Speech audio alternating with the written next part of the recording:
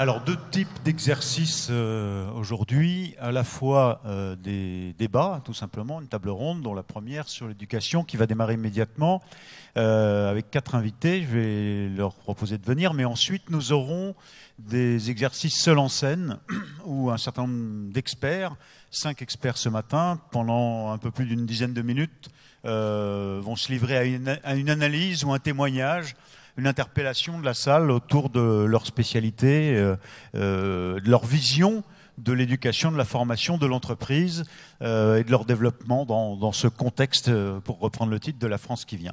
On va démarrer d'abord, si vous le voulez bien, autour de la question de la formation, tout simplement. Est-ce que notre modèle éducatif est en train d'exploser? Est-ce qu'il est toujours adapté ou non à la réalité de l'entreprise et tout simplement de la formation nécessaire aux citoyens moderne aujourd'hui, et on va le faire avec 4 invités. Je vais vous demander d'accueillir, il nous arrive de Lyon, dont il dirige l'école supérieure de commerce, qui s'appelle l'EM Lyon, bien sûr, Bernard Beltante, si vous voulez bien, je vous en prie. Je voudrais qu'on accueille Nicolas Sadirac, qui est le cofondateur avec Xavier Niel de l'école 42. Et puis 2 confrères, 2 journalistes, Emmanuel Davidenkoff, spécialiste de l'éducation, et David Abiker, chroniqueur à Europe 1.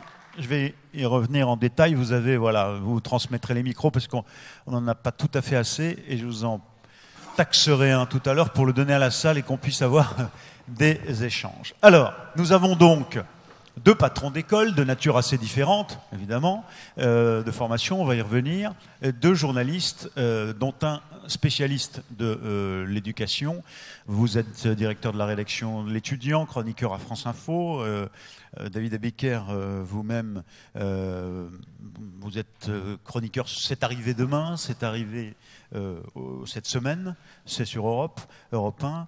2 observateurs assez pointu et corroboratif, j'espère. On le verra dans un instant. Mais je voudrais qu'on commence par vous, Nicolas Sadirac, s'il vous plaît, pour qu'on revienne sur la genèse de l'école 42. Que vous nous expliquiez un peu ce que c'est que cette école dont on a entendu parler et dont finalement le grand public ne connaissait que peu l'existence jusqu'au jour, je m'appuie là-dessus, c'est plus pratique, mais sur ces images de ces garçons dormant encore dans leur sac de couchage au passage du président de la République, François Hollande, qui vient au pied levé visiter votre école.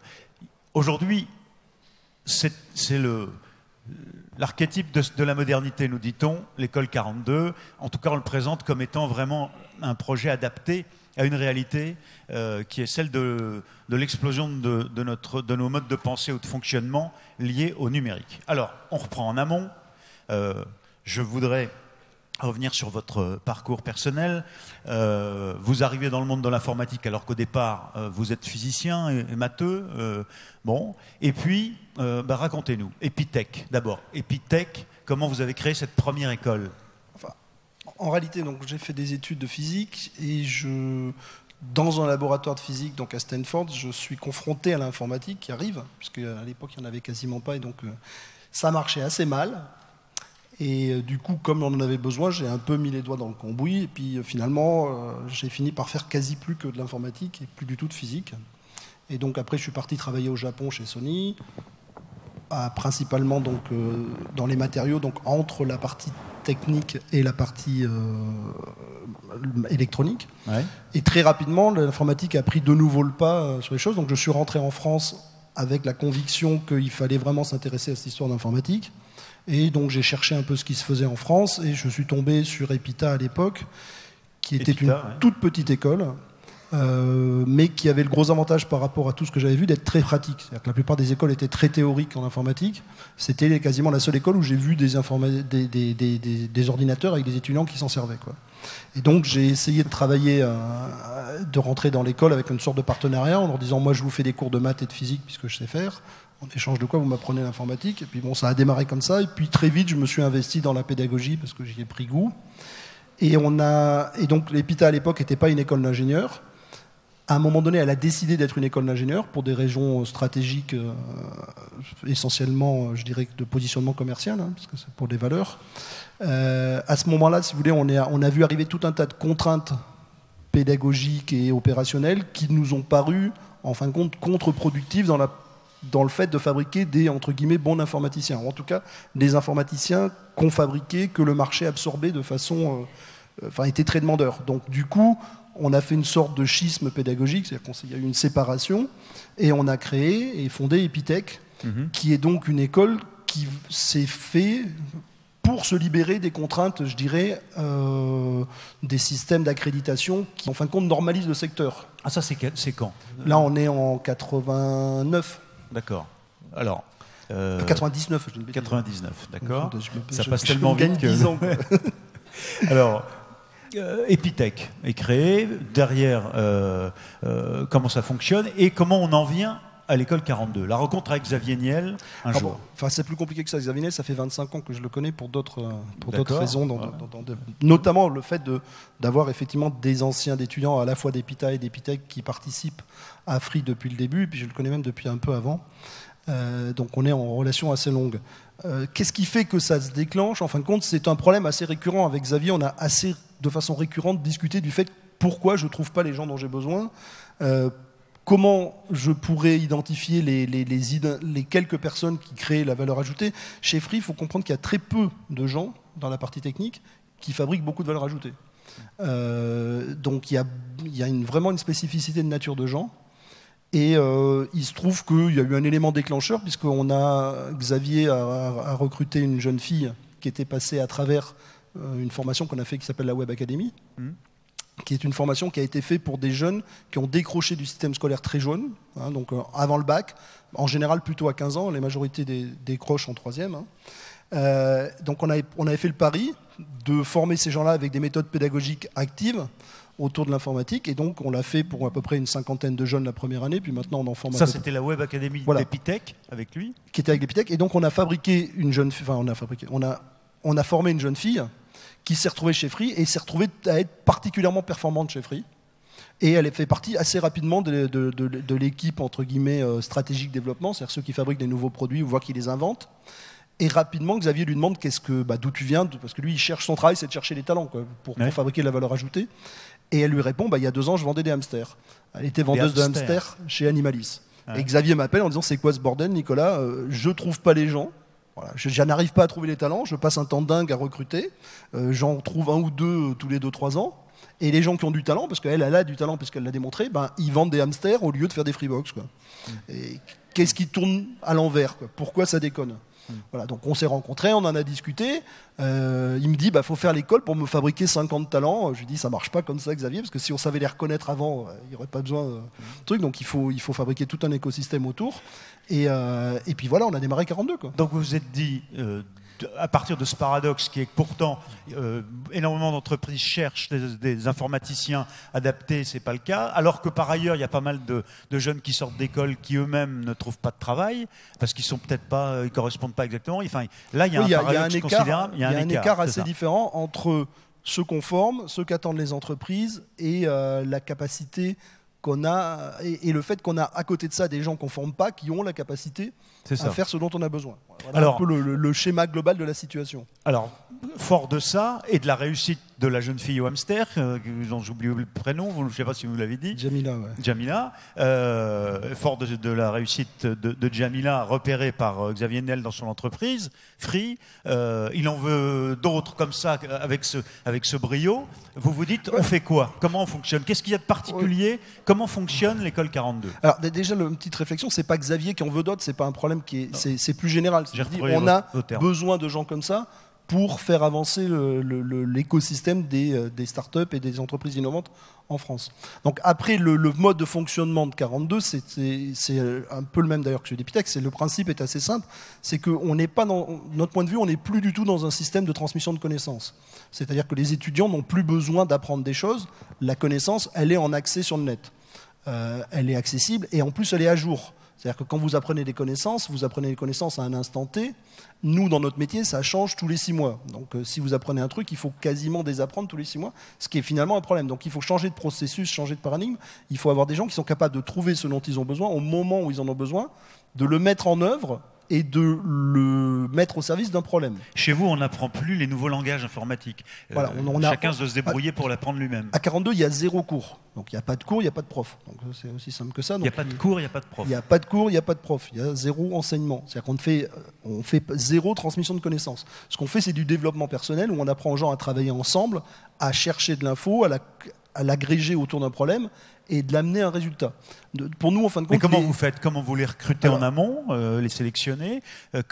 Qu'est-ce qu'ils y font, les élèves, les étudiants? Donc, concrètement, le processus est très simple. C'est-à-dire qu'on met les étudiants en face de problèmes, en équipe. Okay, ils ont à résoudre des problèmes de plus en plus compliqués. C'est du case-based learning, de plus en plus complexe, en fabriquant, si possible, des environnements le plus proches de la réalité. Donc c'est pour ça qu'on a beaucoup d'entreprises qui participent au projet.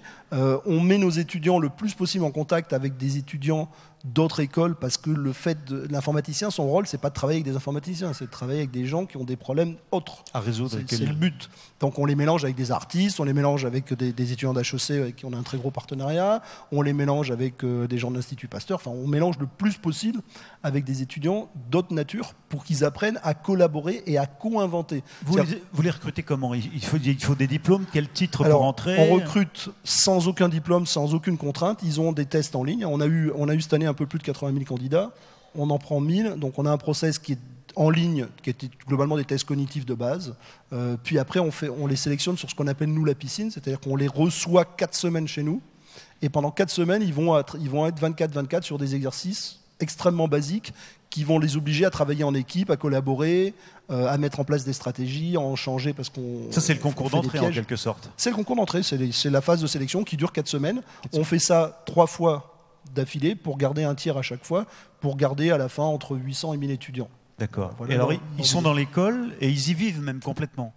Alors pendant cette période, ils y vivent. C'est ce que vous avez vu quand le président est venu. Oui. Le reste du temps, on ne peut pas faire ça parce que logistiquement, c'est trop compliqué. Bien on est en train d'essayer de construire un campus. Un campus avec un dortoir, etc. Enfin, ce qu'il faut pour y arriver. Néanmoins, pour l'instant, on n'a pas ça. Donc, mais ils passent énormément de temps dans l'école. Il y a beaucoup de liaisons avec des entreprises. On a énormément d'entreprises qui viennent et qui vont, puisque beaucoup de projets sont portés par des entreprises ou des associations ou des activités extérieures, etc. Alors, vous avez une première promo qui n'est pas encore sortie. On n'a aucune promo sortie. On a pour l'instant une promo qui est partie en stage l'an dernier, qui en est revenue, où ça s'est très très bien passé.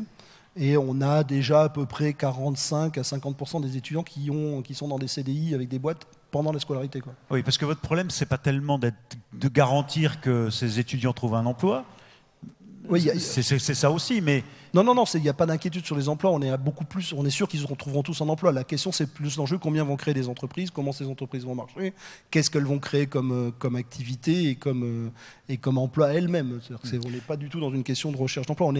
On est dans un déficit fort sur ce secteur. Non, c'est ce que vous voulez bien passer, voilà. C'est parfait. Voilà. Bernard Beltante, alors, un patron d'école qui dit... non, on n'a pas de problème avec ça doit vous faire rêver, même si les étudiants qui sortent de l'EM Lyon sont plutôt... voilà. Mais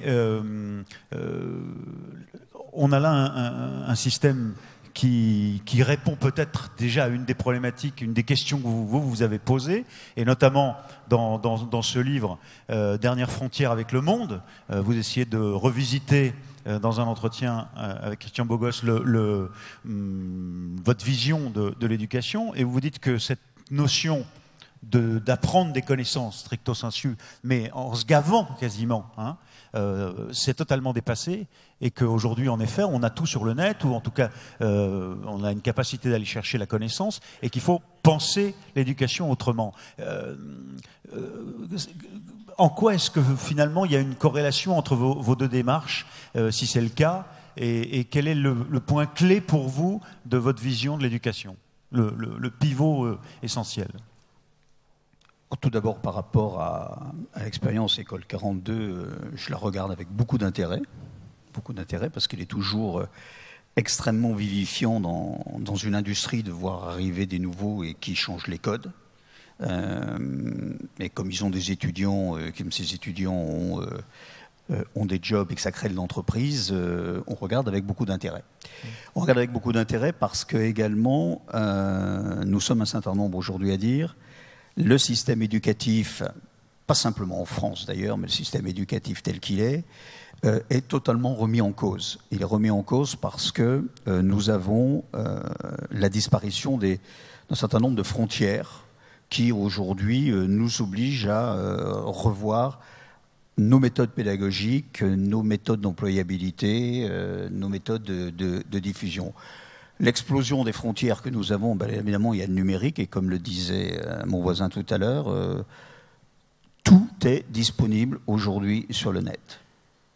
Donc la question, c'est pourquoi je paierais une école alors que finalement tout est disponible sur le net. Mais ça, c'est juste l'accès aux connaissances. Ça, c'est un premier point, j'y reviendrai après. Le deuxième élément, c'est l'explosion des frontières géographiques. Alors, c'est intéressant de voir qu'on s'intéresse à la France qui vient. C'est quoi la France qui vient ? Je veux dire, il y a des milliers de migrants qui sont aux portes et nos étudiants, enfin un certain nombre de nos jeunes, partent étudier à l'étranger. Oui, donc, et on est nous-mêmes à la Cité internationale, l'université. On est nous-mêmes à la Cité internationale. Donc la France qui vient, c'est surtout une France qui va gérer un certain nombre de flux. Et donc là-dedans, comment on va éduquer les gens qui sont sur les flux. Donc il y a deux énormes explosions qui sont en train de se produire, celle du numérique et celle de la globalisation. C'est assez intéressant de voir que l'industrie éducative est une des dernières touchées par la globalisation. Mais pourtant, alors, où est-ce qu'on va se rejoindre ? On va se rejoindre sur le fait que comment gérer le fait que la connaissance est systématiquement disponible. Ça, c'est un premier point. Ce premier point n'est pas suffisant, parce qu'il ne suffit pas d'avoir les connaissances, il ne suffit pas d'avoir les données, il faut les organiser. Qui prend l'organisation et dans quel objectif ? Je pense très concrètement que les systèmes éducatifs, qui étaient traditionnellement, la chaîne de valeur traditionnelle, c'était savoir, assimilation, diplôme, ça je crois qu'on peut le mettre aux oubliettes. Je dis bien, y compris le diplôme. Aussi nettement. Parce que je veux dire, oui. Demain, quand une entreprise australienne va recruter, puisque Peter Todd était là, un diplômé d'HEC, c'est pas le diplôme visé par le gouvernement français qui va l'intéresser, c'est bien évidemment le parcours pédagogique et d'acquisition des compétences qui va l'intéresser, et la notoriété mondiale que cette école aura su développer. Alors, très, très concrètement, nous allons remplacer, il me semble que nous devons remplacer cette chaîne de valeur éducative par une chaîne de valeur sur les compétences d'action, et j'insiste bien que nous, en France, quand on voit les référentiels, on est sur savoir, savoir-faire, savoir-être. C'est pas très dynamique comme verbe. Savoir, savoir-être, savoir-faire. On ne pense même pas au savoir-devenir. Moi, je vais juste poser les questions, créer, prendre des risques. Ce sont les vraies compétences de demain, quand la fragmentation que va entraîner le numérique dans l'ensemble des industries va demander à chacun d'être intrapreneur ou entrepreneur. Et puis derrière ça, et l'école 42 est un exemple, comment allons-nous mettre en œuvre les connaissances ? Et il y a une deuxième phase qui est l'action learning, en bon français. Apprendre en faisant, apprendre en créant, apprendre en développant. Et puis le troisième élément de la chaîne de valeur, c'est donner du sens. Je crois que notre société a besoin de sens. On le voit bien, on parle de climat, on parle de RSE, c'est où est-ce qu'il y a le sens ? Donc on est en train de changer complètement la chaîne de valeur. Et au bénéfice de l'apprenant. Je viens de passer, j'arrive à l'instant, une semaine aux États-Unis, et notamment avec IBM, puisque j'ai signé un accord extrêmement important sur la transformation digitale de notre école avec IBM, au niveau de Global Education.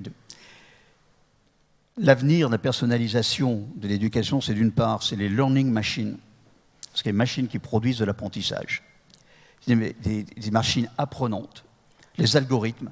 Il va y avoir de plus en plus d'algorithmes. Et le dernier point, c'est l'humain qui va prendre la décision. Mais ça veut simplement dire qu'on ne change pas aujourd'hui juste le rapport au savoir.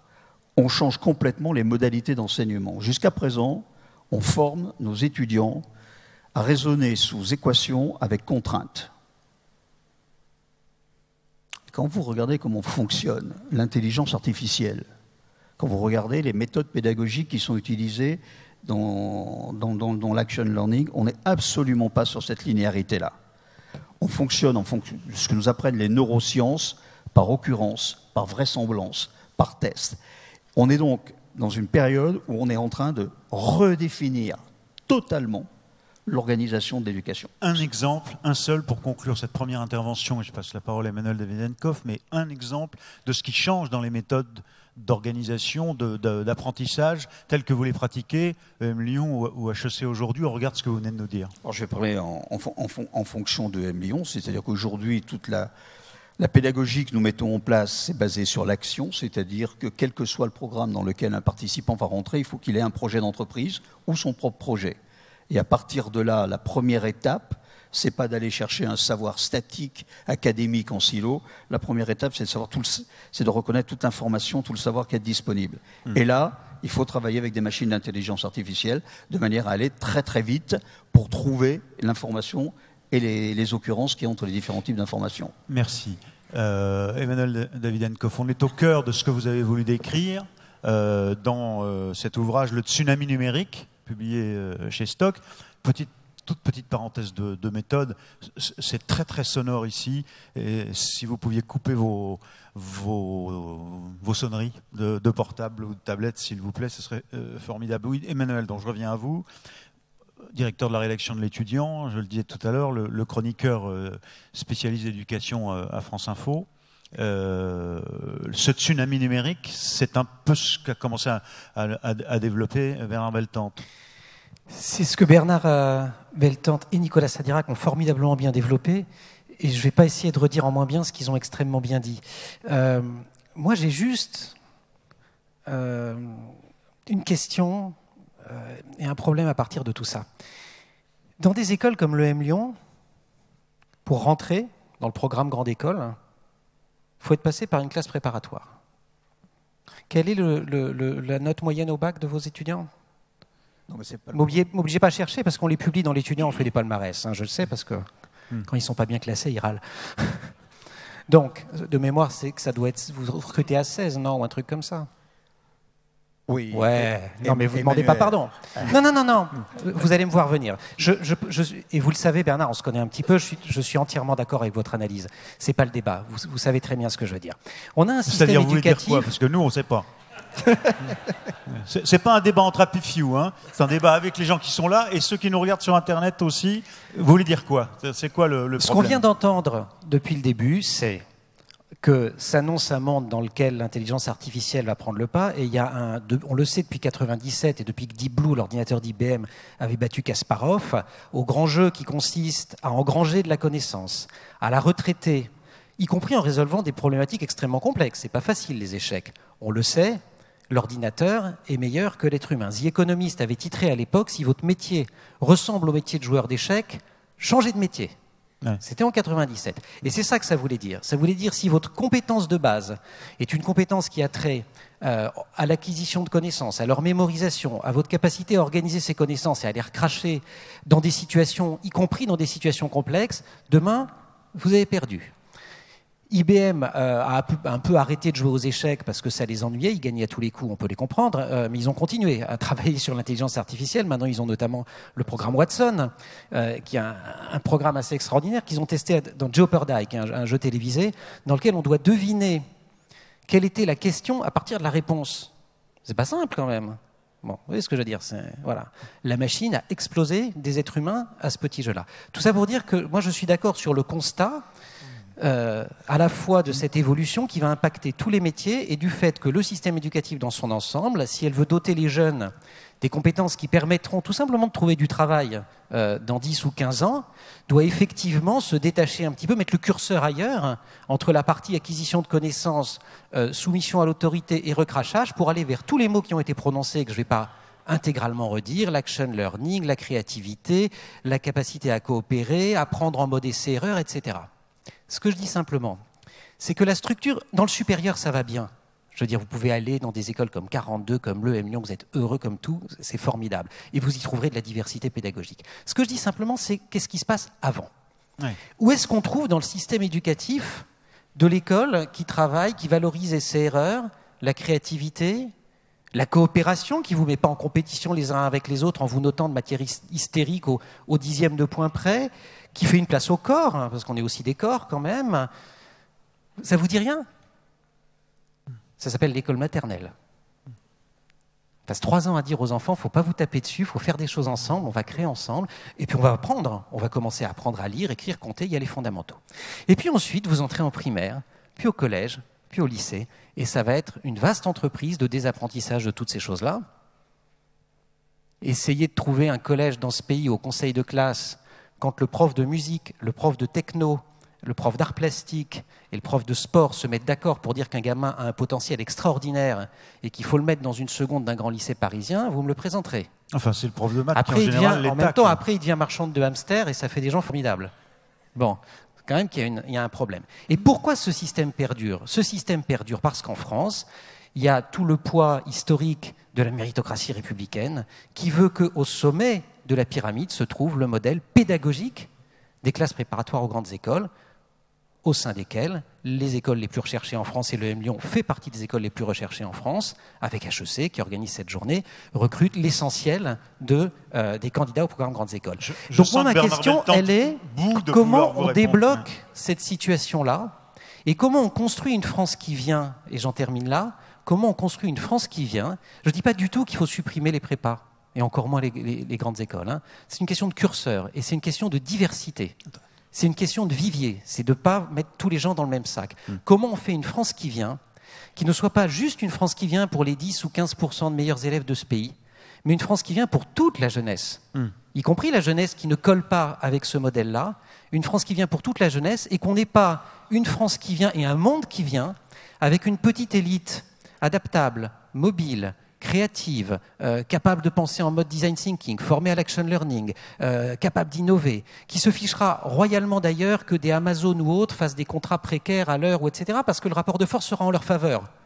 Donc quand le rapport de faveur est du côté de... On le voit déjà dans la Silicon Valley, où le rapport de force dans un tas de boîtes de high-tech est plutôt du côté du salarié que du côté de l'entreprise. Et une autre partie de la jeunesse qui, elle, prendra de plein fouet la concurrence de l'intelligence artificielle dans tous les domaines et se retrouvera à exécuter des tâches parcellisées, mal rémunérées, sans aucun droit afférent.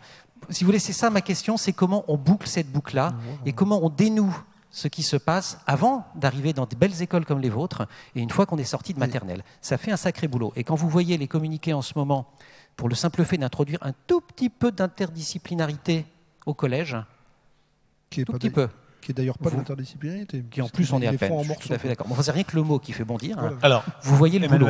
Vous voyez le boulot. Passez le micro à David, s'il vous plaît. Oui, d'accord. Ce sera finalement c'est pratique de ne pas en avoir autant parce que comme ça, je suis sûr de vous couper la parole. Parce que je sens déjà évidemment Nicolas Sallière et Bernard Beltante veulent réagir, mais je voudrais faire réagir d'abord David Abiker et avoir sa vision à lui. Parce que vous êtes finalement, d'abord vous avez été DRH dans une autre vie, consultant. Vous êtes un homme de l'entreprise avant d'être un journaliste, un observateur, un prof aussi. Bon, vous êtes père de filles qui... Mais je suis venu à ce titre-là uniquement parce que j'ai aucune légitimité éducative, si ce n'est d'avoir un bac B il y a très longtemps. Non, il y en a une, c'est que... Je suis venu parce que j'ai un diplôme de père. Vous êtes de ceux, vous avez un diplôme de père, c'est super, mais vous êtes de ceux qui, chez les journalistes, ont été parmi les premiers à essayer de surveiller l'évolution de la société liée et de nous la raconter, et c'est ça quand même qui fait que vous êtes ici, et nous la raconter à travers ce que vous aviez vu d'arriver du numérique, du digital. Bon. Et aujourd'hui, finalement, on assiste à une explosion de nos modèles de formation et au fond de la société aussi à venir, le modèle d'emploi, la fin des contrats. Qu'est-ce que vous inspire la description qu'on vient de faire? Si vous voulez, j'ai l'impression que la guerre est devant nous. J'ai l'impression que la guerre est devant nous. Je suis passionné, je suis intéressé, je trouve que ils font de très beaux métiers, et en même temps, j'ai l'impression que le contexte dans lequel on parle d'éducation aujourd'hui, c'est comme s'il y avait 14-18 devant nous.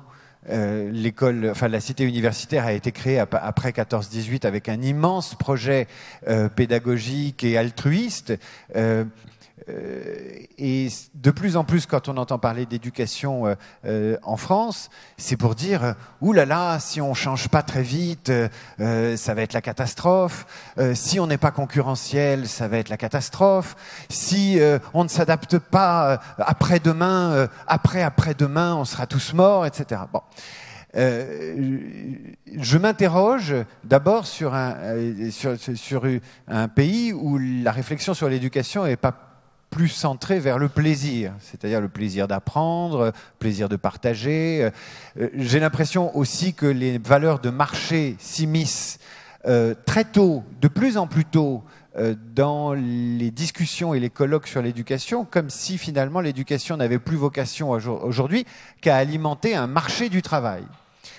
Bon, c'est vrai, mais en même temps, il y a des choses à sanctuariser. Je ne dis pas ça parce que je suis un odieux marxiste et qu'il faut tenir l'entreprise très loin de l'école, etc. Mais je me dis que c'est peut-être par les notions de plaisir, d'apprentissage gratuit, sans une fin immédiate, d'être tout de suite placé et récupéré à la fin de l'école par une entreprise qui a misé sur vous, grâce peut-être à une intelligence artificielle, dès que vous êtes rentré à l'école maternelle. Il y a peut-être d'autres finalités à ce qu'est l'éducation que d'aller fourbir les effectifs de centaines et de centaines de start-up qui vous disent que si vous ne leur donnez pas leurs développeurs, ce sera l'apocalypse et que demain, on sera un pays qui n'existera plus. Donc ça, c'est la première chose. C'est un ressenti sur le vocabulaire et sur l'ambiance. Ça pourrait valoir d'ailleurs pour le monde du travail. Bon. La deuxième chose, c'est que je suis venu en tant que père. Et le père, pour le coup, il est anxieux. C'est-à-dire qu'il ne reconnaît plus dans la façon dont ses enfants apprennent la façon dont on lui a appris à lui. Et que le rôle d'un père, c'est d'éduquer, peut-être le rôle de l'école, c'est d'instruire, et que quand il y a un chaînon manquant entre la façon dont mes filles apprennent et la façon dont on m'a appris, ça me stresse. Je ne suis pas tranquille. Alors, elles ont quel âge? Elles ont 16 ans et 12 ans. D'accord. Elles ont 16 ans et 12 ans. Évidemment, elles lisent l'étudiant. Évidemment, elles sont séduites par l'école 42 ou le M Lyon ou d'autres. Mais ce qui m'inquiète, moi, c'est que je ne reconnais plus les codes de l'enseignement que j'ai reçus dans les codes de l'enseignement qu'elles reçoivent. Qu'est-ce qui vous gêne dans leur comportement? Parce qu'elles doivent avoir, je ne les connais pas, hein, mais leur smartphone, oui, leur tablette, leur ordinateur. Tu as failli dire start-up. Toi aussi, tu es cannibalisé. Tu es cannibalisé par le truc. Elles ont effectivement des smartphones et non pas des start-up, mais ça viendra. Et ces smartphones sont, pour moi, en tout cas, un danger dans l'environnement éducatif immédiat. C'est-à-dire qu'un smartphone ou un ordinateur dans la chambre d'un môme est un puits. Et dans ce puits, si vous le laissez ouvert, tombe la guitare, tombe le livre, tombe l'ennui, tombe la concentration. C'est ce que j'expérimente tous les jours. Alors, oui, parce que l'ennui, c'est une vertu, hein, c'est ce que vous êtes en train de dire. J'ai pas entendu. L'ennui, c'est une vertu. Ah bah oui, l'ennui est une vertu, le retour à l'intériorité, etc. Donc, moi, j'ai des inquiétudes par rapport à ces machines qui sont les machines qu'il faut nourrir et qu'il faut maîtriser pour rentrer dans l'économie de demain. Donc ça, c'est le deuxième constat, c'est l'anxiété des parents, si vous voulez, qui sont un peu largués, et Dieu sait que c'est un journaliste, entre guillemets, geek, qui vous parle. La troisième dimension, c'est la question du plaisir. C'est la question de choisir sans trop de contraintes. C'est la question d'essayer de choisir une voie éducative. Alors je ne parle pas du collège et des troncs communs jusqu'à la terminale, mais c'est les chemins d'apprentissage qui pourraient être des chemins joyeux dans le choix, qui pourraient être des chemins choisis et non subis. Et force est de constater que tous les moments de choix du parcours éducatif sont des moments dépressifs pour toute la famille. C'est-à-dire l'orientation post-bac, cette espèce de logiciel, je ne connais pas quelqu'un qui puisse m'en parler de façon positive. Le choix de la première est un truc abracadabrantesque, où si tu appuies sur tel bouton, tu seras mort dans 2 ans, et il faut appuyer sur tel bouton, il est caché sous le tapis. Enfin, mais c'est un truc de dingue qu'on fait subir aux familles depuis des années et des années. Alors moi, je veux bien que demain... Je veux bien que demain, on soit dans un monde absolument fluide, agile, que grâce à Internet, ce soit la paix entre les peuples, qu'à la Silicon Valley, ils ont tout compris. Mais en attendant, c'est un peu le bordel. Alors. Et voilà. Alors, la valeur refuge pour moi, c'est le plaisir et la confiance. Oui. C'est-à-dire que j'ai fait un truc cette année que j'aurais pas osé m'autoriser il y a quelques années et que je me suis pas autorisé pour moi. J'ai laissé ma fille aller en terminale littéraire.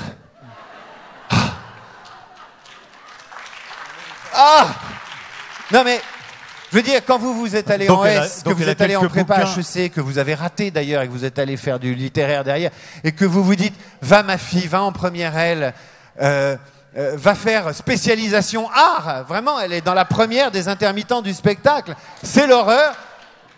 Eh ben, c'est pas si mal parce qu'elle rentre heureuse et elle est dans le plaisir et moi, je suis un peu dans la tranquillité. Voilà, j'en ai terminé, mais vraiment, je voulais pas théoriser sur l'éducation parce que j'y connais rien et je vous donne simplement des sentiments mêlés. Deux choses. Un, je note que malgré le smartphone et l'ordinateur dans sa chambre, elle a gardé des livres parce que pour aller en A, il faut quand même en avoir quelques-uns. Mais elle a gardé des livres, mais je me suis engueulé avec elle dimanche en lui disant « Combien de livres tu as lus depuis un mois? Tu es en terminale L ?» Et elle me dit « Fous-moi la paix !» Elle s'est mise à pleurer, elle est allée dans l'escalier, elle a appelé sa marraine « Il me fait chier, il me fait chier, il me fait chier !» Et le lendemain, elle rentre à la maison et elle me dit « Meilleure note de la classe en commentaire composé ». Bah, tu vois. Non, mais c'est là où le problème est là. Quand je vous dis il y a un hiatus entre ce qu'elle sait faire sans le livre, sans avoir lu, sans avoir fait le M Lyon en plus, sans avoir fait l'école 42. Et ce que moi j'attends qu'elle fasse avec des livres, il y a un océan et j'ai pourtant pas complètement l'air d'être un vieux con. Quoi. Bernard Beltante, est-ce que c'est un doux rêveur ou est-ce que c'est celui qui est le plus pertinent d'entre nous? Je pense qu'il y a une vraie pertinence dans ce qui est dit sur le plaisir, sur la confiance et sur le fait qu'il n'y a pas de voie prédéfinie et aussitôt qu'on les définit actuellement. Je voudrais juste revenir... Attendez. Il a quand même dit un truc très important. J'ai peur, c'est le premier point qu'il a développé, des mots qu'on utilise, de la pression même, et notamment la première pression qui est celle de l'économie. Je vous ai entendu parler, alors je sais bien que c'est une façon de présenter sa modernité, mais vous parlez d'industrie de l'éducation. J'ai été, je vais faire mon réac marxiste aussi, hein, parce que bon, oui, non, mais j'assume. Donc, vous voyez, lui vous nous dit les mots, la pression de l'économie, elle est là tout de suite. C'est une industrie, quoi. Non, mais alors là, j'assume totalement. Très bien. J'assume totalement. Je voulais vous l'entendre dire. Non, mais attendez. Alors, on va faire un tout petit peu d'histoire, voire même de paléontologie. Quel peuple, quel groupe humain, quel groupe n'a jamais formé autour de lui, enfin sa descendance, pour autre chose qu'une insertion dans le groupe? Ça dépend des civilisations, justement. Je pose juste la question. Très concrètement, je veux dire, quand on est les hommes de caverne, former des chasseurs, former des cueilleurs, former des fermiers, on avait à peu près repéré les compétences des uns et des autres, et c'était bien pour permettre à la société, autour de ça, de se poursuivre. Qu'est-ce que vous voulez me dire alors? Je veux simplement vous dire que lorsqu'on est en train de me raconter qu'une partie de l'éducation doit pouvoir avoir pour but de mettre des gens à côté de la société pour eux-mêmes, pour ailleurs, on ne sait pas s'ils auront du boulot, ils vont peut-être se faire plaisir, mais on ne sait pas à quoi ça sert, je dis on ment. Parce qu'à la sortie, ça va être terrible. Ça va être terrible à la sortie. Alors que les méthodes actuelles, et là où je rejoins les gens, c'est pas avec les méthodes actuelles qu'on va mettre les gens dans la société. On est juste exactement en train de les mettre hors de la société. On a suffisamment d'exemples. Et de la même manière, on est extraordinairement dans notre pays sur des schémas qui n'existent plus. Alors avec Emmanuel, on se taquine, mais quand il me parle des classes préparatoires, du schéma des élites, des grandes écoles qui sélectionnent sur les maths, j'ai envie de demander à Peter Todd combien représente dans son budget les classes préparatoires. Moi, je vais vous dire dans le mien, c'est moins de 20%. Ouais. Dans ceux qui sont entrés dans l'école, vous voulez dire? Non, sur mon chiffre d'affaires, excusez-moi. Hein. Oui, c'est ça. Excusez-moi. Donc ceux qui sur mon payent chiffre leur d'affaires, place dans l'école, moins de 20% les classes préparatoires. Je vous le démontre quand vous voulez. Ah, mais je vous crois sur parole. Parce que Ce le modèle qui veut dire- économique des business schools en France aujourd'hui ne repose pas sur le programme Grande École. Donc forcément, j'espère pour vous que vous avez d'autres sources. Le jour où les Sinon, vous journalistes déposez le bilan. arrêteront de nous classer sur ce qui représente 20 à 25% de notre activité, on en reparlera. Mais ce qui veut dire C'est ce qu'on simplement fait, une chose. Non, ok. Ce que je veux simplement dire une chose. Je veux simplement dire que dans les autres programmes, que ce soit, et c'est vrai chez mes confrères, on ne sélectionne plus systématiquement sur des concours qui sont juste de la restitution, sur des programmes MBA, sur des programmes bachelor. Il y a aujourd'hui des programmes qui sont mis en place de manière transversale entre des écoles d'ingénieurs, des écoles de design, des écoles de management, basées sur l'innovation, le design, les arts en particulier. Tout ça, on n'en parle pas beaucoup. Alors on me dit, ouais, mais tu continues à avoir des classes préparatoires. Oui, bien sûr, je veux pouvoir quand même passer devant un lycée sans être automatiquement pendu immédiatement à l'arbre de la grande cour. Donc, petit à petit, ça change, peut-être pas assez vite, mais les méthodes pédagogiques changent, les modes de recrutement sont plus les mêmes, et je pense très concrètement qu'on peut aujourd'hui rentrer dans ce qui est une des caractéristiques de la grande école, c'est son excellence pédagogique et sa proximité avec l'entreprise. Il s'agit d'une grande école d'ingénieurs, il s'agit d'une grande école de management. Et c'est vrai que cette proximité à l'entreprise est forte. Mais voilà, ce que je voulais juste dire, c'est que sortons du système des classes préparatoires. Alors, je vais encore me faire des tas de copains, mais c'est pas grave. Mais c'est fini, c'est un monde qui est terminé. C'est un monde qui a fonctionné à la fin du 19e siècle et au début du 20e. On l'a encore aujourd'hui, on fait avec, on déstructure les gens qui nous arrivent pour leur permettre de travailler différemment.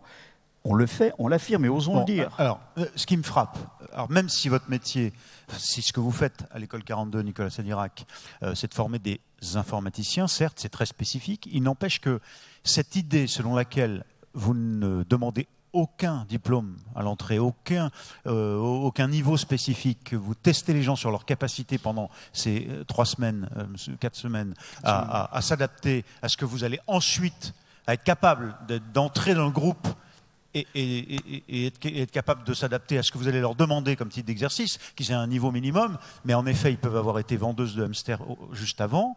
Est-ce que ça répond en partie quand même, en termes de principe, tout simplement à la question que vous posiez, c'est-à-dire qu'il y a toute une partie de la société qui n'est pas dans le mouvement classique, qui peut intégrer c'est Nicolas Sadirac auquel je passe la parole. Nicolas Sadirac. En fin de compte, moi je vois qu'il faut voir le problème un peu à l'envers. C'est-à-dire que c'est un problème purement pragmatique. C'est parce que ça fonctionne mieux en faisant comme ça qu'en le faisant autrement. C'est-à-dire que, si vous voulez, dans ce que dit Emmanuel, il y a quelque chose. Bon, il y a un côté injuste en se disant il y a des gens qui sont mis de côté, mais il y a aussi un côté opérationnel. C'est-à-dire que ces gens-là, au-delà du côté de la justice, si on les a pas dans les gens productifs et créatifs, on se prive d'une richesse. C'est un peu comme si vous preniez l'équipe de France de football en disant je prends que les roux. Vous voyez, on va forcément pas être moins bon, quoi. Et là, on fait ça. On sélectionne nos talents sur 15-20% de la population. Non, mais ça veut donc dire que... en sachant qu'il y a un critère qui est complètement orthogonal au critère de réussite. C'est-à-dire que s'il y avait une corrélation, alors avant ça marchait parce qu'il y avait des systèmes de réseau, etc. Mais maintenant, comme on est à l'international et que les talents sont plus du tout liés au réseau local français, on se prend une banane, quoi. On se prend des baffes parce qu'on a pris 10% des gens. Forcément, quand vous prenez 10% des talents, vous avez 10% de génie en moins que les autres, et du coup, vous prenez baffe sur baffe. C'est pas une question de justice. Alors après, c'est mieux que ça soit juste, mais c'est en plus, non seulement c'est pas juste, mais c'est en plus non opérationnel. Bon, après, sachant que après, là où je rejoins très fortement l'autre chose, c'est que c'est vrai que ça devrait se passer beaucoup plus tôt. Le problème, il est plus tôt. Par contre, là où je ne suis pas d'accord, c'est que, en tout cas sur 42, le plaisir est une des bases de la chose. C'est-à-dire que quand on veut former des gens créatifs, collaboratifs, dans les startups, etc., on cherche des gens qui s'éclatent parce qu'ils vont inventer des choses. Ça ne va pas être des gens qui font des trucs à la chaîne. Dans l'industrie numérique, si vous voulez, les esclaves qui travaillent, c'est les ordinateurs. Donc on n'en a rien à faire, quoi. Le travail répétitif, c'est-à-dire que la grande blague, c'est toujours je t'ai remplacé par une petite routine. C'est-à-dire que tout ce qui est routinier, on peut le matérialiser. Et c'est en train de descendre dans le physique aussi. C'est-à-dire que très prochainement, vous allez avoir toute une série de robots ou de machines indépendantes qui sont qui vont prendre la partie physique des choses. Donc ça veut dire que la question, c'est d'amener les gens, au contraire, dans la zone de plaisir, parce que c'est ça qu'on ne sait pas émuler aujourd'hui. C'est les émotions de base qui font qu'on a du plaisir, ça, on ne sait pas l'émuler. Voilà. Mais par contre, tout le reste, on sait. Donc ça veut dire qu'au contraire, les process, il est en train d'amener les gens vers des métiers plus humanisants. Moins répétitif, moins structuré dans une usine. Je ne sais pas si vous voyez ce que je veux dire. Mais c'est ça qui est en train de se passer. Alors, c'est sûr que ça serait mieux que ça se passe plus tôt. Parce que c'est vrai. Et aujourd'hui, pourquoi 42 va recruter justement dans des gens qui sont sortis du système scolaire aussi? Parce que ces gens-là sont en fin de compte moins abîmés par le système. Et vous avez des gens qui ont suivi des... En réalité, qu'est-ce qui se passe? Aujourd'hui, les 3/4 des gamins, ils ne sont pas contents d'être à l'école. Il faut quand même voir les choses en face. Il y en a très peu qui ont envie d'être à l'école. Bon, il y en a qui vont arrêter ou pas, pour différentes raisons, parce qu'ils ont la famille qui vont les obliger. C'est-à-dire que selon leur niveau social, il y a toute une famille qui fait pression pour que le gamin continue, et il va continuer plus ou moins d'accord ou de force. Et puis il y a des gens qui vont arrêter, qui vont sortir du système scolaire parce qu'ils sont... Ce qui fait qu'en France, on a un marqueur social très fort sur la réussite scolaire. Il n'est pas lié au fait que les gens qui sont dans d'un milieu social soient moins intelligents que les autres. C'est juste que leur famille fait moins pression pour qu'ils aillent jusqu'au bout du truc. Parce qu'un gamin normal, sincèrement, si vous mettez dans la tête d'un gamin aujourd'hui, moi j'ai un fils qui vient d'entrer au lycée. Moi, quand j'étais étudiant, il y avait 3 chaînes à la télé, il n'y avait pas Internet. Mon prof de physique, il me racontait des bêtises, mais je ne le savais pas, donc je pensais que c'était un dieu vivant. Donc j'ai fait physique. Okay, mon fils, aujourd'hui, il vient me voir en disant que son prof lui raconte des conneries, parce que sur Internet, il a les cours du MIT, où le mec, il voit bien que ça ne correspond pas. Donc c'est insupportable. Après, on comprend que les profs soient dépressifs. Bah oui, non mais c'est vrai. Attends, certains. Ton fils, il lit les cours du MIT en entrant au lycée. Oui, il y en a plein. Oui, mais parce que le MIT a fait... Mais vous y croyez pas. Mais c'est qui ton fils? Mais non, mais vous vous trompez. Le MIT fournit des cours, des petites vidéos hyper banalisées, hyper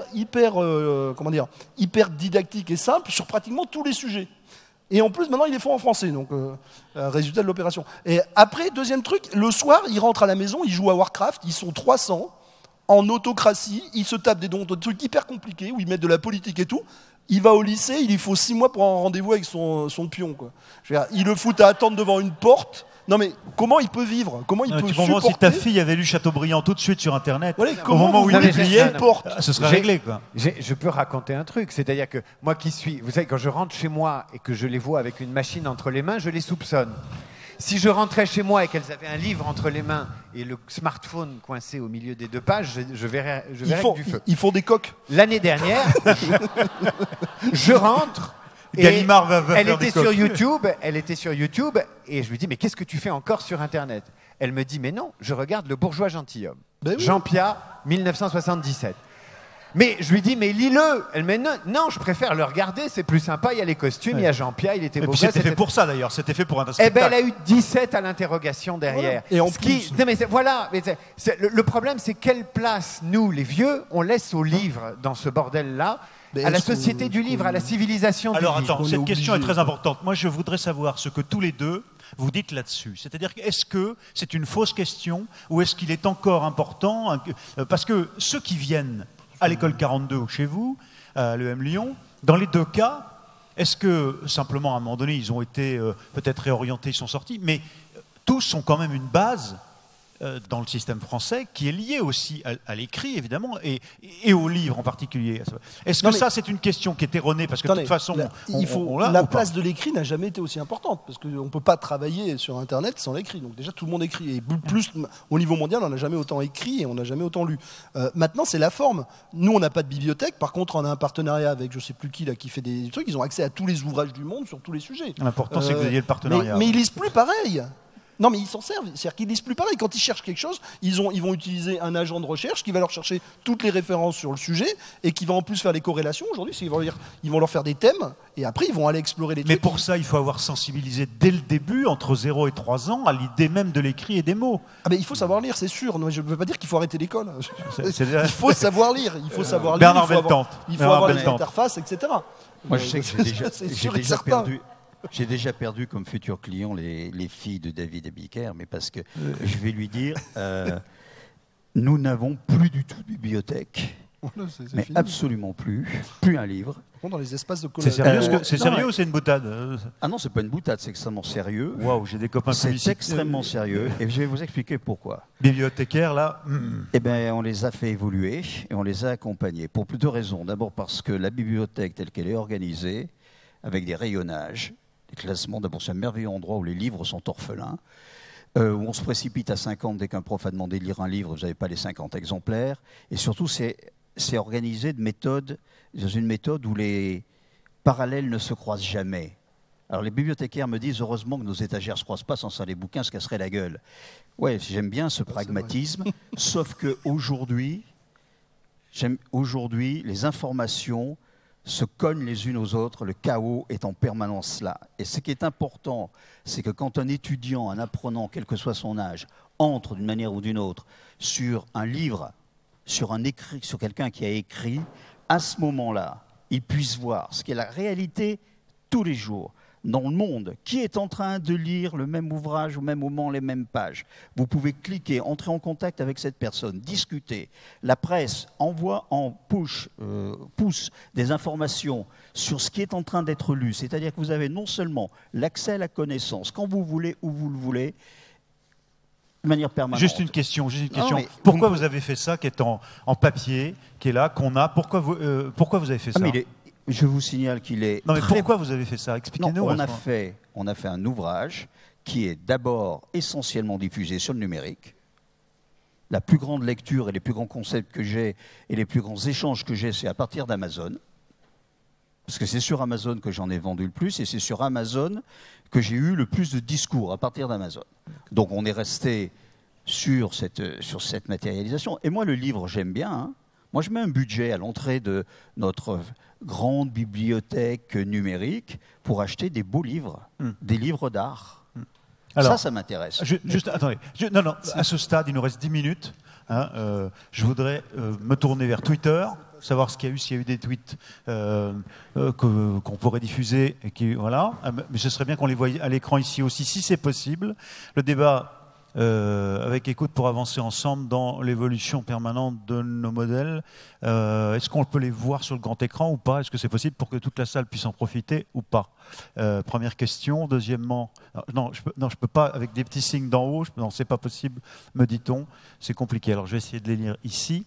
Ils défilent assez vite, donc c'est compliqué. Problème de lecture avec le système éducatif du jour, la preuve.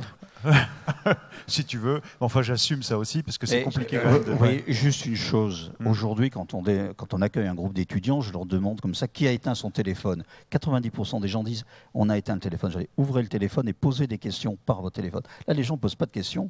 Oui, c'est pour ça que ils retranscrivent. Ouais. Mais alors attendez, est-ce que là, dans la salle, quelqu'un veut compléter, poser une question, interpeller oui, alors ici, tiens, votre micro, Bernard, s'il vous plaît.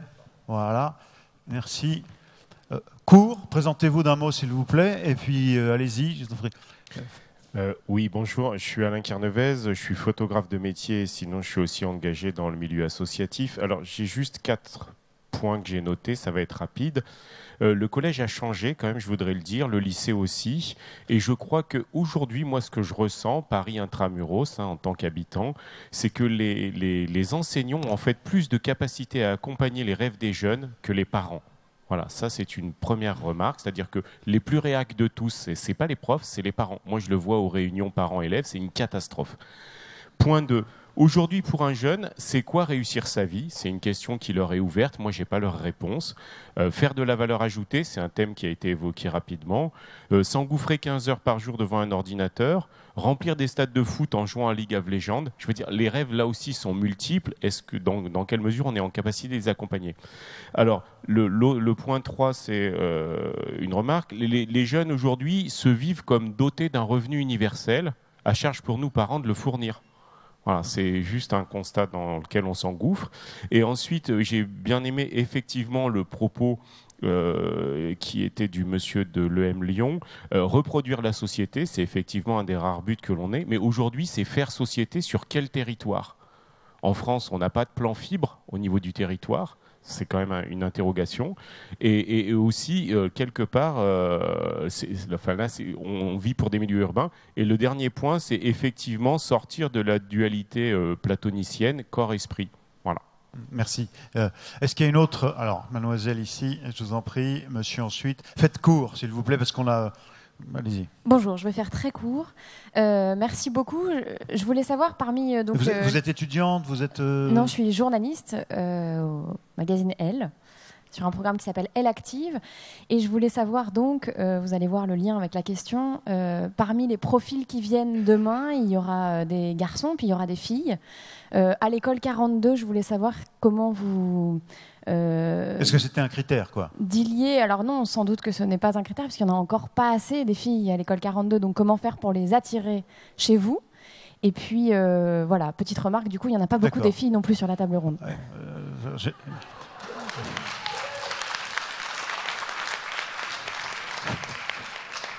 je vous en prie, ça tombe bien, je vous passe la parole. Hein. Ouf. Je suis chef d'entreprise dans le secteur de l'économie sociale. Merci. Je ne pense pas effectivement que le social, que la prépa soit le principal problème dans l'éducation. Je pense que c'est d'abord ce que Allègre appelait le mammouth, et donc effectivement la manière dont les professeurs peuvent envisager sereinement l'avenir avec l'évolution de la société. Ensuite, tout le monde parle des jeunes, donc que ce soit en politique ou sur le plateau. Mais la majeure partie des emplois en France, même si on prépare le futur, est fait par des gens qui ont entre, on va dire, 30 et 55 ans. Et donc je m'interroge quand même aussi sur ce qu'on fait pour apprendre soit de nouveaux métiers, soit à réfléchir à la société future par les gens qui ont encore des métiers traditionnels. Merci. Est-ce qu'il y a monsieur, et puis peut-être, il n'y a pas d'étudiants ou de plus jeunes qui voudraient... Là-bas, très bien. Alors monsieur ici, parce que j'avais vu le premier, et puis deux jeunes femmes. Allez-y. Bon, désolé pour l'âge, je m'appelle Sébastien, je suis consultant d'informatique. J'ai retenu deux choses intéressantes entre l'école 42 et l'EM Lyon. École 42, j'ai entendu création de valeur, et une chose que j'ai entendue de l'EM Lyon, c'est chiffre d'affaires. Il y a peut-être une question qu'il faudra se poser un jour, on va se disrupter sur la création de valeur et se dire finalement l'éducation, par rapport à ce qu'on veut faire, quel modèle, est-ce qu'on doit parler de chiffre d'affaires? Voilà. Merci. Alors mademoiselle voulait... Non, là, voilà. Merci. Bonjour, alors moi je suis étudiante à HEC Paris. Voilà. Et en fait, on parle beaucoup, vous critiquez beaucoup les classes préparatoires, mais pas seulement vous, beaucoup de journalistes, beaucoup de directeurs. Et pourtant, tout le monde dit qu'il ne faut pas les supprimer. Donc moi, je ne comprends pas vraiment le futur que vous voyez aux classes préparatoires. Je trouve ça assez incohérent. Est-ce que vous pourriez m'en dire plus, s'il vous plaît? Vous avez fait une classe préparatoire? Oui. Ah bah, ouais. Ok. Est-ce qu'il y a une dernière intervention, Guillaume, mademoiselle? Attends une seconde. Oui. Ok. Troisième ici alors. Ce sera les deux dernières. Je vous en prie. Bonjour, étudiante à HEC aussi, bientôt diplômée. Ma question, c'est qu'est-ce que vous faites pour faire rêver les étudiants aujourd'hui? Parce que avant ou après d'entrer chez eux? Tout le temps. Tout le temps. Avant et après, et pendant surtout en fait. Non mais c'est aux étudiants de nous faire rêver, c'est pas aux vieux schnocks de faire rêver les étudiants quand même. Je vous renvoie le truc. Il y a débat. Vous voulez un ministère du rêve étudiant? Enfin, c'est à vous de nous faire envie, quoi. Non, je suis désolé, mais c'est pas aux adultes de faire rêver les jeunes. Sinon, il n'y a plus de jeunes, alors c'est fini. Ou alors c'est que tu restes jeune. Merci. C'est notre Guillaume ici, une dernière là. Allez, et madame ensuite. Allez, ouais, après. Non, je vais faire une exception parce qu'il y aura eu que des femmes et on va encore m'engueuler. Oui. Mademoiselle, ici. Non, mademoiselle ici, si vous voulez bien d'abord, et madame ensuite. Voilà, parce que sinon on n'y arrive pas. Allons-y. Bonjour, merci. Je m'appelle Marine Plossu, je fais partie de l'organisation Make Sense et je suis directrice du Sense Campus qui est une branche pédagogique qu'on a créée. Et du coup, je m'interroge au-delà des méthodes, des nouvelles manières d'apprendre et ces nouvelles aspirations.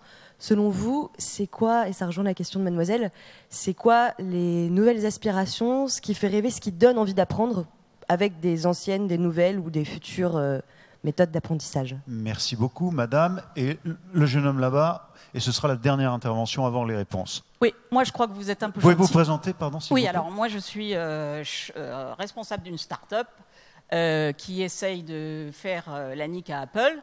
Donc vous voyez l'ambition. Et je peux donc parler avec grande légitimité sur justement le phénomène dont vous avez tous parlé, mais qui, je ne suis pas d'accord avec vous. Les écoles préparatoires, c'est très important, parce que qu'est-ce que ça fait?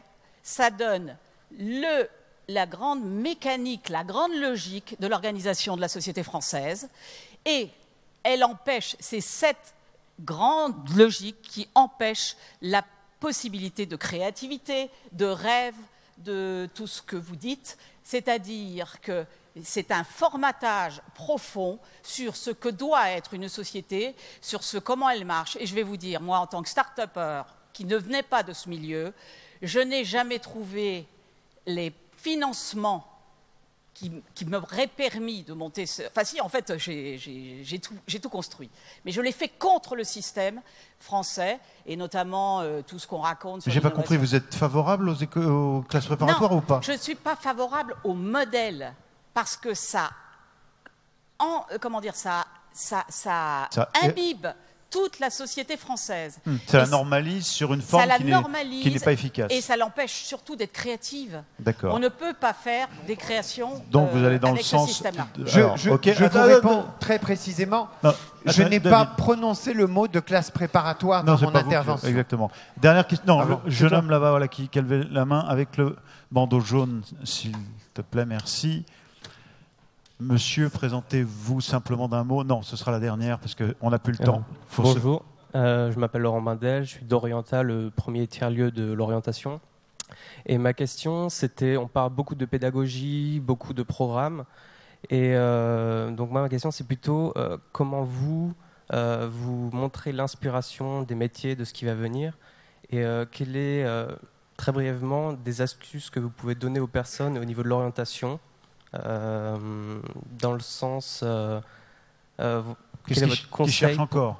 Oui, pour ceux qui cherchent encore, quel est votre conseil pour eux, pour qu'ils puissent trouver le programme, la pédagogie ou le métier qu'ils veulent? Merci. Alors, d'abord, Nicolas Sadirac, si vous voulez bien, ramène-nous le micro, Guillaume, s'il te plaît. Les filles à l'école 42, parité, moins, plus... les filles à l'école 42, il y en a 11%. On est loin de la parité. Oui, c'est pas bien, mais c'est bien. Ça vient de quoi? Comment ça se fait qu'on ne soit pas à 50-50? Enfin, je veux dire, le d'où ça vient, pour l'instant, personne ne le sait, et il y a beaucoup de discussions sur le sujet. Tout ce qu'on sait, c'est que c'est fait assez tôt, c'est-à-dire que le marqueur, il est déjà là autour de la 3e, c'est-à-dire qu'on a à peu près en France 3% des filles qui veulent aller dans le numérique et l'informatique en 3e, ce qui est d'ailleurs très peu. C'est un marqueur qui est assez général sur tout l'Occident. C'est pas le cas, c'est moins le cas en Asie. Vous avez des pays où c'est le contraire. Par exemple, l'Indonésie, vous avez plutôt 80% de filles dans les filières informatiques. On a été actif sur ce domaine-là depuis très longtemps, depuis une vingtaine d'années qu'on fait des choses et ça marche absolument pas. Voilà. Alors, on ne désespère pas. Hein. Pour donner un ordre d'idée, c'est pendant les vacances de Toussaint, à 42, on va recevoir à peu près 250 jeunes filles qui viennent de tout un tas de collèges autour d'Île-de-France pour continuer à essayer de les former et de leur faire voir que c'est accessible pour eux. Mais je crois que c'est plus un problème social et d'appétence qu'un problème technique. On formate encore trop l'esprit des jeunes femmes, des jeunes filles, voilà, tôt à l'idée que c'est pas pour elles ou que c'est pas le secteur. Exactement. Ouais. Le secteur est ultra demandeur. Hein, d'abord, d'autant que la plupart des DRH aujourd'hui ont mis la parité dans leurs objectifs. Donc c'est un vrai casse-tête pour les DRH de chercher des informaticiennes. Hein, elles s'arrachent les cheveux, elles n'en trouvent pas. Donc aujourd'hui, une jeune fille qui est informaticienne et qui a le niveau, je vous garantis que tout le monde se l'arrache parce qu'ils en cherchent dans leurs critères de recrutement. Voilà, mais on ne sait pas expliquer. Donc vous cherchez les vendeuses de hamsters. Voilà, plein. Ouais. Alors maintenant, s'il vous plaît, et on conclura cette table ronde sur les deux grandes idées qui sortent des questions en l'ensemble. C'est plutôt, un, il y a les classes préparatoires, à plusieurs reprises, il y a le sujet, il y a le débat, et deux, il y a les méthodes, la capacité à donner envie, comment de donner envie et bien choisir. Voilà, je résume très grossièrement l'esprit des questions.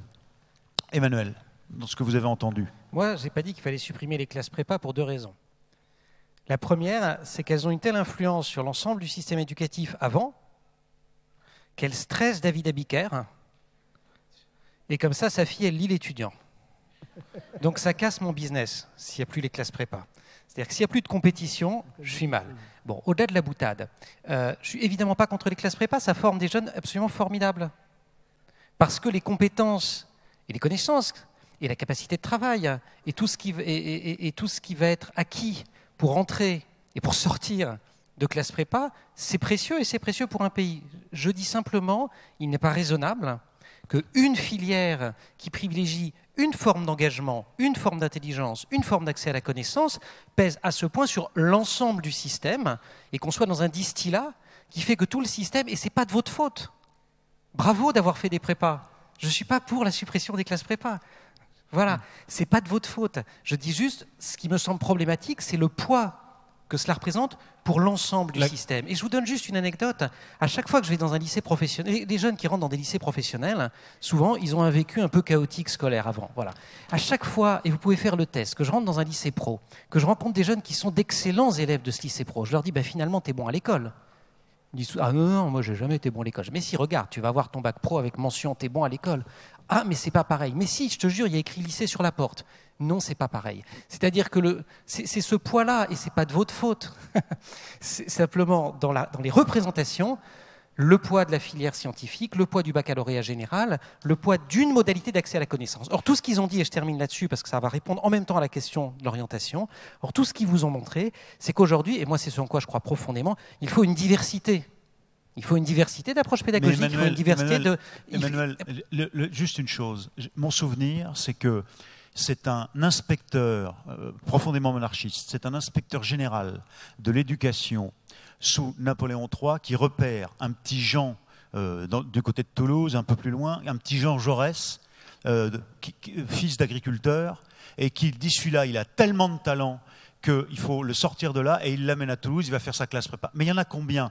Aujourd'hui, le taux d'exogène, le taux hors des milieux qui sont eux-mêmes déjà des parents cultivés dans les élites, a baissé par rapport, non pas à cette époque quand même, mais a baissé par rapport à l'après-guerre. Et c'est surtout c'est vrai que tu es devenu marxiste en fait.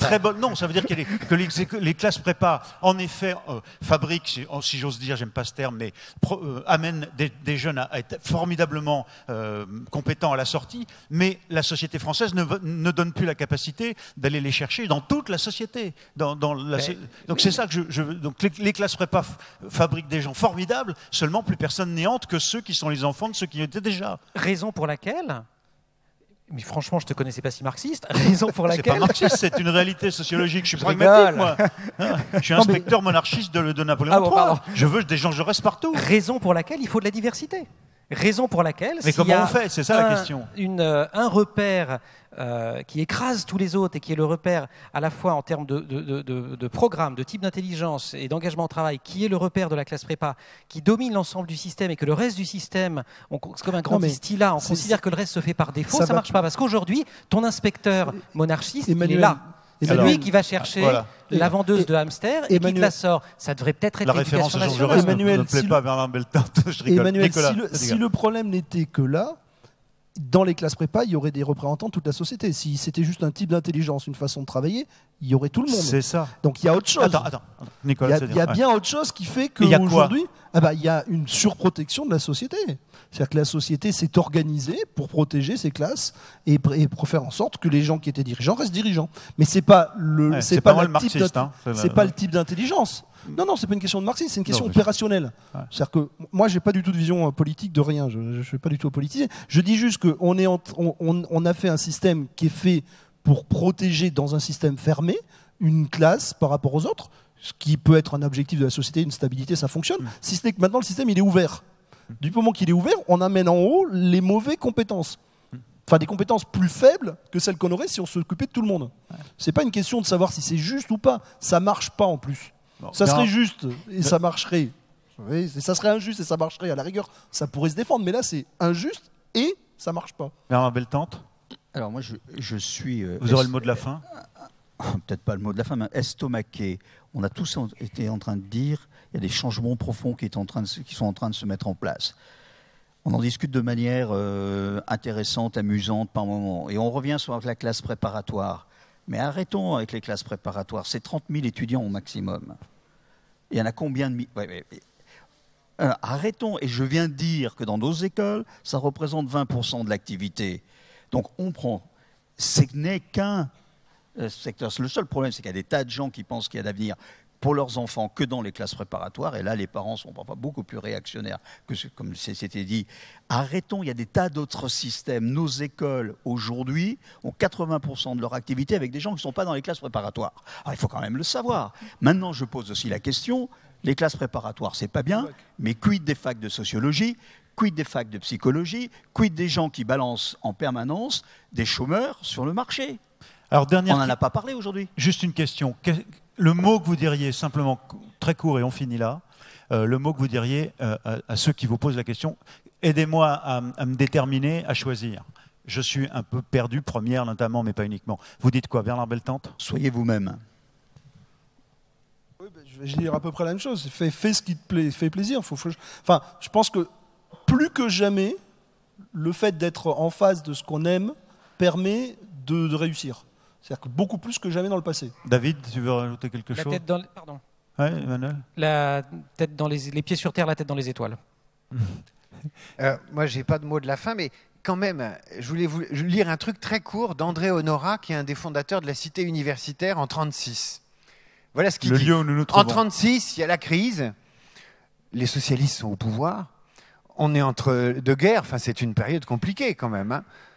En 1936, voilà ce qu'il dit. Un des desseins essentiels de la Cité universitaire est de faire entrer en relation quelques-unes des intelligences qui sont l'espoir de demain et de les amener ainsi à s'apercevoir que les hommes, malgré la diversité de leurs origines et des traditions qui les ont formés, ne sont pas si différents les uns des autres qu'ils l'imaginent. J'aime bien cet extrait parce que finalement, il nous ramène à des fondamentaux et les enjeux n'ont pas tant changé que ça. On pourrait remplacer la cité universitaire par Internet ou le numérique et on dirait un des desseins essentiels d'Internet est de faire entrer en relation quelques-unes des intelligences qui sont l'espoir de demain. C'est ce que nous ont dit quand même Nicolas Sedirac et Bernard Beltante. Mais on était en 1936, 80 ans plus tard. Les fondamentaux n'ont pas changé. Et je trouve que le plus sain, c'est les pays où on discute largement d'éducation, où on s'intéresse à l'éducation, même si on est pessimiste, ça veut dire que c'est bon signe, c'est des problèmes de riches. Et en tout cas, je voudrais, s'il vous plaît, qu'on remercie par une valse d'applaudissements. Merci. Les intervenants de la table ronde. Merci, messieurs.